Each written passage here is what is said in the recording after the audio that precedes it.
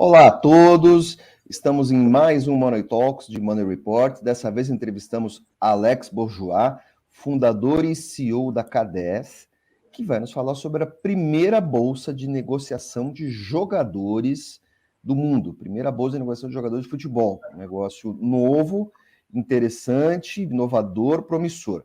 Alex, como é que surgiu essa ideia?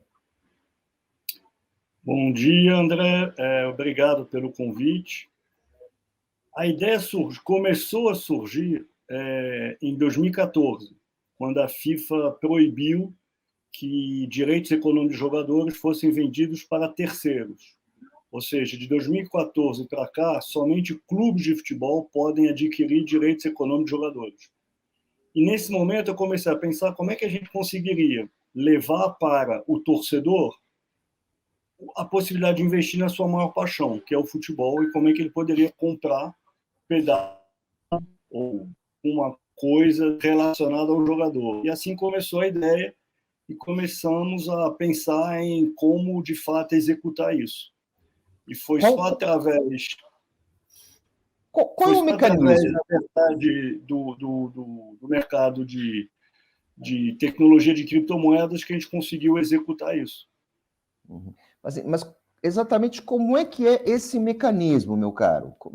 Estou muito curioso. Assim, Na verdade, a gente emite um token sobre o jogador, né, que fica numa blockchain, ou seja, ele fica totalmente protegido em relação às transações, e aí qualquer pessoa pode comprar esse token. Esse token ele é relacionado a um jogador e ele é indiciado ao valor de mercado de transferência desse jogador.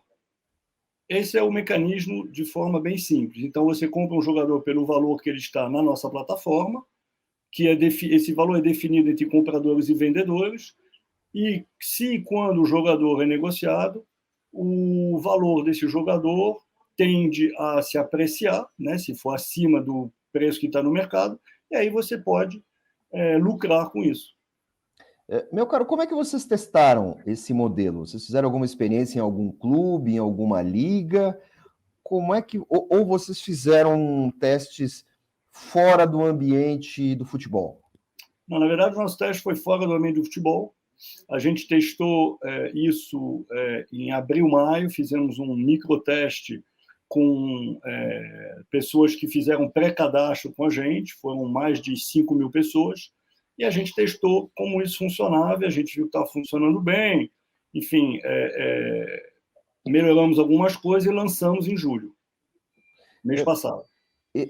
Qual pode ser a rentabilidade? Olha, Vamos colocar algumas categorias, assim, vamos supor assim, um jogador de 19 anos, primeira liga, né?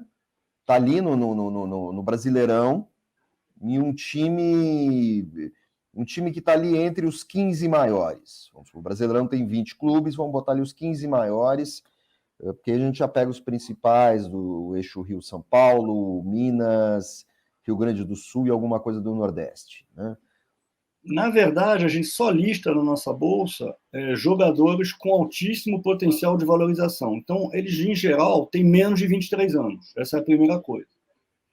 Se você pegar os 20 jogadores que a gente listou em julho, e você pegar a valorização deles até agora, para quem conseguiu entrar no ITO, ou seja, no lançamento dos tokens, a valorização até agora é de 85%, em um mês. Algum desses meninos aí foi para a Olimpíada? Tem dois que foram para a Olimpíada, o Martinelli e o Claudinho. Inclusive, o Claudinho já foi vendido para o Zenit, e 3 outros jogadores que estavam na plataforma também foram vendidos. Um foi vendido para os Estados Unidos e 2 para a Europa. Olha, o Martinelli você não vende porque eu sou torcedor do Arsenal, por favor, tá? Não, mas não é o mesmo Martinelli. Esse é o Martinelli do Fluminense. Tá bom. Ele tem o mesmo nome. Tô mais aliviado, uma dúvida, né? Eu acompanho alguns sites de agregação de dados, transferências e desempenho. Você falou em valor de mercado, mas nesses sites que torcedores, curiosos e jornalistas acompanham, os valores do passe valor do passe do jogador, ele varia muito. E no momento que você abre uma temporada de negociação, esse valor tende a subir mais ainda. Eu acompanho negociações de Premier League e acompanho negociações da primeira divisão brasileira. Como curioso, eu nunca cobri esporte. Por que você tem essa discrepância tão grande e como é que você usa essa informação para você fazer a escolha da sua aplicação? Porque você pode estar, de repente, lá comprando um jogador que teve uma carreira discreta aqui, de repente ele está explodindo num pequeno time da Premier League. Ou o mesmo sujeito pode ter uma campanha discretíssima num dos times líderes da liga ucraniana. Como é que você faz essa... como é que o interessado procura isso? Na verdade, existem vários sites e sites de notícia que ficam divulgando o valor de mercado, etc. Mas existem sites especializados. Um deles, o mais famoso, chama Transfer Market. O Transfer Market, ele de fato coloca lá o dado do jogador quando ele é transferido, que é o dado oficial da transferência. Então, em função desse dado, é que a gente sabe qual é o valor que o jogador foi de fato transferido. É óbvio que na nossa plataforma você pode ou sair do jogador na hora da transferência, a gente faz o que a gente chama de, a gente faz uma recompra desses jogadores, ou você pode continuar na expectativa que ele foi para um time pequeno da Europa e que ele vai se valorizar mais. Então depende muito do entendimento de quem está investindo na plataforma, ou seja, o nosso cliente ele pode ficar com o jogador ou sair dependendo do que ele acha que vai acontecer com o jogador. Vai se valorizar mais, não vai. Claro. Agora, você trabalha com jogadores jovens, faz todo sentido, ainda mais você trabalhando aqui no Brasil. O Brasil é um exportador de... O jogador de futebol jovem é praticamente uma commodity. Como é que você aprecia, como é que você precifica o contrato de um cara que está no seu primeiro contrato? Ou, provavelmente, ele é fruto daquele clube, ou teve transferências pequenas na divisão de base, e aí ele tem um contrato num clube, pode ser, sei lá, Atlético Paranaense, Fluminense, Grêmio, o que seja. E ele está nesse primeiro contrato. Porque do primeiro contrato profissional para o segundo, eu consigo entender. Como é que você precifica isso? É o clube que dá? Como é que é isso? Não, na verdade, a gente precifica a partir do primeiro contrato para o profissional. Então, os jogadores que a gente lista são jogadores que já estão no time profissional. Não tem jogador que não está no time profissional. Então, a gente já tem, a partir daí, um parâmetro. E assim, baseado em que indícios, em que dados, né? Eventualmente o interessado pode procurar um bom negócio a investir? Ele tem que ser um fã de futebol ou ele pode tentar se comportar mais como um investidor de bolsa? Ele tem que se basear mais em dados factuais de desempenho, esse tipo de coisa, como um SofaScore oferece, por exemplo? Então, o que a gente faz dentro da plataforma, a gente oferece uma pesquisa sobre cada um dos jogadores listados. Então, o investidor ele pode entrar, ter acesso a essa pesquisa, onde a gente exatamente coloca o desempenho do jogador, performance dele, projeção de valorização dele para os próximos 12 meses. A partir daí, ele pode, de fato, começar a analisar não só como apaixonado, mas como investidor. Então, ele tem parâmetros para poder olhar a projeção potencial do jogador. Nesse material que você oferece, que tipo de informação é oferecida? E você tem um desempenho, uma avaliação da condição física, porque você tem jogadores que são sensacionais. Mas volta e meia, o cara é um Paulo Henrique Ganso, ele se machuca muito, ele pode ter problemas e tal, ele pode ter umas instabilidades na carreira. No nosso relatório, a gente só apresenta dados de desempenho, a gente não tem dados de condição física, até porque é muito aleatório. O jogador pode ou não se machucar, e você tem que estar no dia a dia dele, dentro dos clubes, eles têm mais. E mesmo assim, eles escalam jogadores que às vezes vão se machucar, porque é aleatório, né? Como o cara vai ou não se machucar. Agora, com os dados de desempenho, se um zagueiro, você tem todos os dados de desempenho dele como zagueiro, comparado sempre com os melhores do mundo na mesma posição. Então, você consegue saber qual é a projeção dele. Um jogador de 19 anos de idade, que tem certos parâmetros, como, por exemplo, um zagueiro, e você vê a projeção dele em relação aos jogadores que tem hoje, 30, 32 anos, que são melhores, qual é a margem de progressão que ele tem. Então, em função desses dados, você consegue um pouco saber até onde ele pode chegar. E como é que fica a garantia de recebimento do investidor?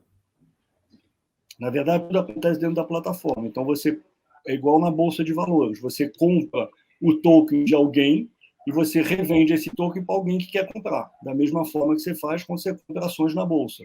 Você compra a ação de alguém que está vendendo e você vende para alguém que está comprando. Me diz uma coisa, qual é o valor mínimo? R$ 20. R$ 20, ou seja, R$ 20. a Mancha Verde ou a Gaviões da Fiel, elas podem se Qualquer reunir, se pessoa. cotizarem para manter algum jogador ou lucrar com algum... Até mesmo essas entidades podem fazer isso.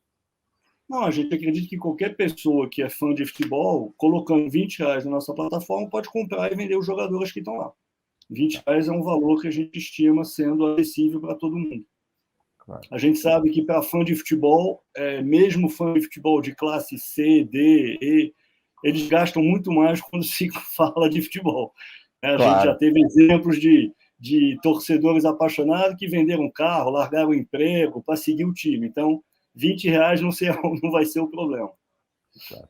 Meu caro, no seu board tem sujeito que já atuou na Bundesliga. Seria mais fácil, né? Essa plataforma que você criou, ela também pode ajudar a transferir jogadores? Ela pode ser um parâmetro para interessados externos? A gente acredita que o dia que tiver muita gente negociando, quando eu falo muito, assim, milhões de pessoas negociando esses jogadores, eles de fato se tornarão um parâmetro, tanto para clubes como para empresários. Porque como é que você define o valor de mercado de um jogador hoje? É uma negociação entre um clube e um empresário, ou seja, é uma coisa que tem pouca transparência, poucos dados de fato para você saber qual é de fato o valor dele. É uma negociação entre duas pessoas. Se você tiver milhões de pessoas precificando um ativo, é muito mais crível você acreditar que esse ativo, de fato, tem esse valor, né? Então, acho que, de fato, ele vai ajudar tanto os clubes como os empresários na precificação dos jogadores no futuro. Meu caro, existe outra plataforma equivalente à sua em funcionamento fora do Brasil? No mundo não existe nenhuma, somos a primeira. Você já foi E única, consultado? por enquanto. Não só a primeira, mas a primeira e única. Você já foi consultado por gente de fora sobre isso? Já tem bastante gente interessada em nossos produtos e nossa plataforma. Eu tô falando assim, não é gente interessada no que você desenvolveu, mas sim gente interessada no negócio. No negócio. Já tem gente de fora querendo ser sócia? Como é que é isso? Tem investidor de fora e tem investidor aqui no Brasil também que tem interesse já em se tornar sócio do negócio, porque percebem que, vamos lá, o que a gente está oferecendo de fato? A gente está oferecendo a democratização do investimento no futebol. Se você analisar com cabeça assim fria, não existe nenhum negócio no mundo, nenhum, que tenha um público-alvo maior que o futebol. Se você olhar o Google, o Facebook, que tem lá bilhões de pessoas, eles não chegam na quantidade de apaixonados e torcedores de futebol que tem no mundo. Então, você pode democratizar isso para todo torcedor no mundo inteiro, que é a nossa intenção. E quanto o jogador leva? Quanto o jogador costuma levar num contrato de transferência? Nos contratos entre os clubes hoje, depende, é caso a caso, né? Um Neymar leva muito mais do que leva um jogador desconhecido, porque o Neymar põe na equação que para ele ser vendido ele quer receber tanto. Um outro, X% da negociação. ele tem mais poder de barganha que um jogador desconhecido, que leva muito menos. Então, não tem um padrão, depende muito do jogador e é muito no caso a caso. E aí, esse contrato estabelece o valor do passe, quanto vai para o clube, quanto vai para o jogador, e dentro disso, quanto vai para o investidor.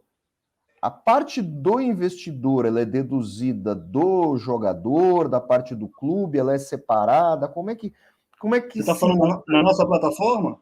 Exatamente. Não, na nossa plataforma a gente ganha corretagem. A gente só ganha corretagem da transação entre os clientes que estão transacionando o jogador na nossa plataforma. Mais nada. Mas o jogador é rentabilizado com o investimento em de vocês? Não, ele não é rentabilizado porque, de fato, a gente não usa o direito de imagem dele para fazer o direito de imagem. Ele existe quando você, de fato, usa a imagem do jogador para promover um produto.